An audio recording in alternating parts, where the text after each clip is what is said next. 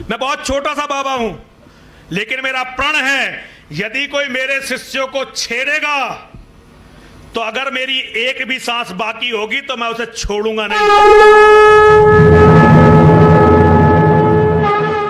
जनसंख्या नियंत्रण कानून ये मेरे जीवन का उद्देश्य है और मेरी बहुत बड़े स्तर पर बहुत पहले से बात थी कि जैसे ही राष्ट्रवादियों की सरकार आएगी सबसे पहले जनसंख्या नियंत्रण कानून लाया जाएगा। लेकिन अभी मुझे नहीं लगता कि इसके कोई आसार हैं। और एक बात मैं आज बता रहा हूं, ये जो जनसंख्या नियंत्रण कानून नहीं आया तो अभी राष्ट्रवादियों की अपनी सरकार है, किसी की जरूरत नहीं है उन्हें। और जो लोग 24 में प्रधानमंत्री बनने का सपना देख रहे हैं, 24 में उन संगठनों को कार्यकर्ता मिलने इस देश में बंद हो जाएंगे। 24 में कोई भी अपने आप को उन संगठनों का कार्यकर्ता नहीं बताना चाहेगा, क्योंकि उन संगठनों ने कभी भी अपने कार्यकर्ताओं की लड़ाई नहीं लड़ी। मैं किसी संगठन का नाम नहीं लेना चाहता। मैं बहुत छोटा सा बाबा हूं, लेकिन मेरा प्रण है यदि कोई मेरे शिष्यों को छेड़ेगा तो अगर मेरी एक भी सांस बाकी होगी तो मैं उसे छोड़ूंगा नहीं। मेरा एक भी बच्चा, मेरे होते हुए मैं ये नहीं कहता कि वो मारा नहीं जा सकता, लेकिन उसका बदला नहीं लिया जाएगा, ये कभी नहीं होगा। क्योंकि मेरे धर्म ने, जिसे सनातन धर्म कहते हैं, उसका नियम है हम प्रतिशोध छोड़ नहीं सकते। भगवान श्री कृष्ण की गीता यही तो कहती है। भगवान श्री कृष्ण ने गीता में अर्जुन से यही तो कहा था कि इन दुष्टों को इसलिए मारना है कि धर्म जीवित रहे। धर्म की रक्षा के लिए हमें प्रतिशोध लेना ही पड़ता है। तो बहुत बड़ा संगठन है, उसके कार्यकर्ता पंजाब के आतंकवाद के समय से मैं देख रहा हूं। और एक हिंदू बुद्धिजीवियों की एक बहुत बड़ी आपको विशेषता बताता हूं। मैं नमन करता हूं अपने सिख भाइयों को, वो दुश्मन नहीं है, हमारे साथी, हमारे भाई। उनके 6000 लोग 84 के दंगे में मरे और 84 से अब तक 33 साल हो गए। वो उन 6000 लोगों को कहीं भी मैं मीटिंग में जाऊं जरूर रोते हैं, वो उसका जिक्र जरूर करते हैं। लेकिन उसी टाइम आतंकवाद के नाम पर 50,000 हिंदू से ज्यादा अनऑफिशियली और 25,000 हिंदू ऑफिशियली सिख आतंकवाद में मार दिए गए। एक भी हिंदू के मुंह से आपको जिक्र नहीं, केवल एक नरसिंहानंद सरस्वती को छोड़कर कोई कहता हुआ नहीं मिलेगा। एक बात बहुत विनम्र अनुरोध आप सबसे कहना चाहता हूं, जीन्स और पजामे की लड़ाई में मत फंसो। इन सिंबलों का कोई भी औचित्य नहीं है, ये सिंबल नहीं रह जाएंगे कल। यदि सनातन धर्म समाप्त हुआ, यदि हमारे बच्चे समाप्त हुए, तो इन बातों का क्या अर्थ रह जाएगा कि बाबा जी ने भगवा पहना या बाबा जी ने सफेद जीन्स पहनी या नीली जीन्स पहनी। जो पुरुषार्थी हैं उनके लिए कोई बहाना, कोई कपड़ा, कोई साधन नहीं चाहिए। वो अपने कर्म करते हैं और देश और धर्म को विजय दिलाते हैं। मेरे बच्चों, मैंने बहुत समय का अतिक्रमण किया,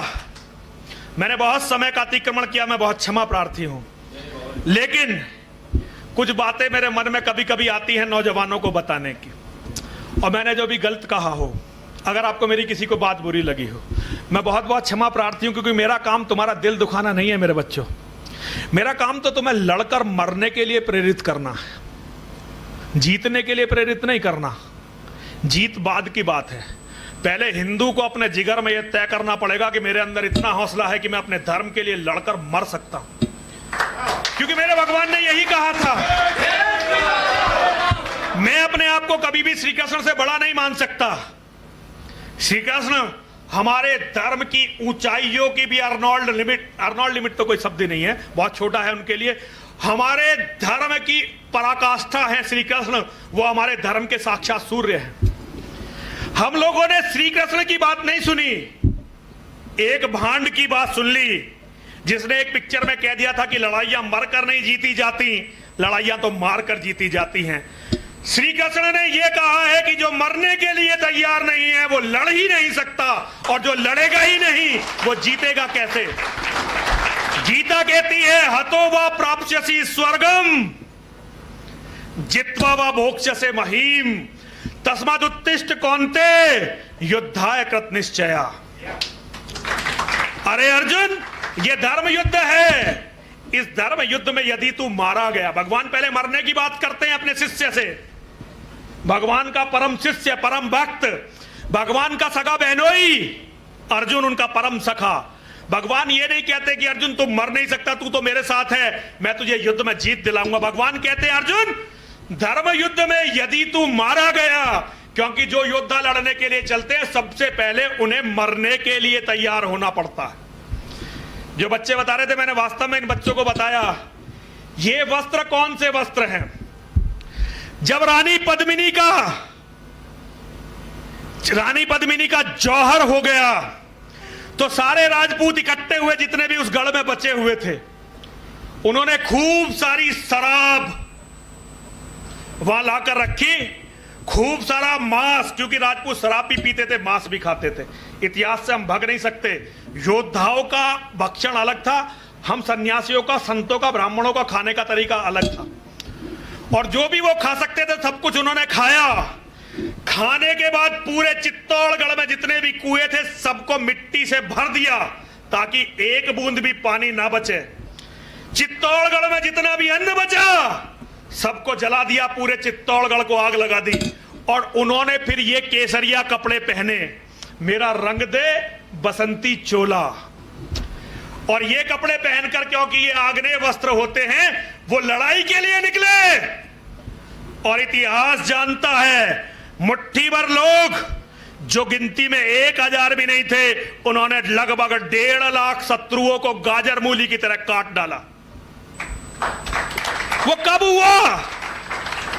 वो तब हुआ जब 800 या 900 राजपूतों ने, क्षत्रियों ने, मेरे हिंदू वीरों ने, सनातन धर्म के मानने वालों ने यह तय कर लिया कि अब हमें जाना है और वापस नहीं आना है। तो अपनों से कम 100 गुना दुश्मनों को मारकर वो लोग स्वर्ग को चले गए। लड़ने वाले हर समाज में बहुत कम होते हैं, लेकिन हिंदू समाज में तो ये मिट गए हैं। हिंदू समाज राजनीति करता है, हिंदू समाज नेताओं की बहुत बहुत जय जयकार करता है, लेकिन हिंदू समाज अपने धर्म को आज देख नहीं रहा है। मेरे बच्चों, दुनिया में कुछ भी तुम्हारे धर्म से बड़ा नहीं हो सकता। जो लोग कहते हैं कि ये चीज धर्म से बड़ी, वो चीज धर्म से बड़ी, वो लोग केवल उन चीजों के दलाल हैं और उनके नाम पर अपना कुछ फायदा ढूंढना चाहते हैं। जिन लोगों ने धर्म को बड़ा माना, उनके आज 56 देश हैं। जिन्होंने अपने कुरान पर चले तो 56 देश हैं। ईसाइयों ने अपने धर्म को बड़ा माना, आज उनके 70 से ज्यादा देश हैं। और तुम लोगों ने क्या कहा? नहीं जी, राष्ट्र, देश, ये मिट्टी, कंकड़, पत्थर। मिट्टी, कंकड़ और पत्थर से देश नहीं बनता। देश केवल धर्म से बनता है। देश केवल अपने भाईचारे से, अपनी संस्कृति से बनता है। क्योंकि धर्म आत्मा होती है, और जिस मिट्टी में धर्म रहता है उसे उसका शरीर कहते हैं। आत्मा निकल गई तो शरीर केवल गंदगी मात्र है, उसमें कुछ नहीं होता। उसे रखोगे तो उसमें कीड़े पड़ जाएंगे और बीमारियां फैल जाएंगी। मेरे बच्चों, धर्म को बचाओ। और एक अंतिम बात, जनसंख्या नियंत्रण का कानून बनना चाहिए। हम सबको उसके लिए पूरी ताकत लगानी चाहिए, लेकिन उसके साथ हिंदुओं से यह भी कहना है, क्योंकि मुझे नेताओं पर भरोसा नहीं है।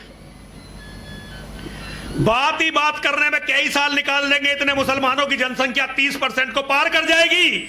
और एक बार उनकी जनसंख्या 30% को पार की तो फिर नेताओं को तो छोड़ दो, फिर भगवान भी तुम्हें बचा नहीं सकेंगे। मैं भगवान पर बहुत विश्वास करता हूं, लेकिन भगवान कभी भी कर्महीनों को बचाने के लिए नहीं आते। वो तो केवल शेरों को, दिलेरों को और महावीरों को बचाने के लिए आते हैं। तो जब तक ये कानून नहीं बनता, हर हिंदू कम से कम 5 बच्चे जरूर पैदा करे। और मेरी बात को मजाक में नहीं लेना। जो लोग मेरी बात को मजाक में लेंगे, एक दिन मेरी बातों को याद करेंगे और बहुत पछताएंगे। जरा 3 बार मेरे साथ बोलिए, बोलिए, हर हर महादेव, हर हर महादेव, हर हर महादेव। युद्ध कर